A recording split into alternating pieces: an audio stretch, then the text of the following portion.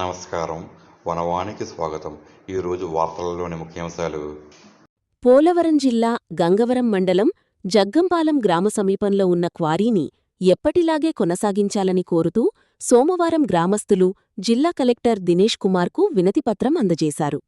ఈ సందర్భంగా పెద్ద సంఖ్యలో గ్రామస్తులు రంపచోడవరం కలెక్టర్ కార్యాలయానికి చేరుకుని క్వారీని కొనసాగించాలంటూ నినాదాలు చేశారు. అనంతరం వారు మాట్లాడుతూ తమ గ్రామంలోని కొందరు వ్యక్తులు స్వప్రయోజనాల కోసమే క్వారీని అడ్డుకోవడానికి ప్రయత్నిస్తున్నారని ఆవేదన వ్యక్తం చేశారు. ఈ క్వారీ నిర్వహణ వల్ల గ్రామం అభివృద్ధి చెందడమే కాకుండా స్థానికంగా అనేకమందికి ఉపాధి అవకాశాలు లభిస్తున్నాయని గ్రామస్తులు తెలిపారు. అందువల్ల గ్రామాభివృద్ధిని, కార్మికుల జీవనోపాధిని దృష్టిలో ఉంచుకుని క్వారీ పనులను యథావిధిగా కొనసాగేలా చర్యలు తీసుకోవాలని వారు అధికారులను కోరారు. మీరు డబ్బులు అడిగితే ఇవ్వలేదని ఇలాంటి తప్పుడు ప్రచారాలు అనేది చేయటం కాదు.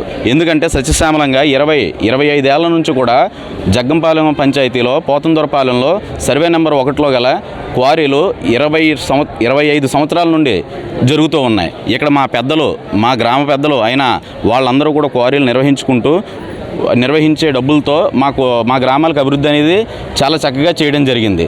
దాన్ని మేము ఇప్పుడు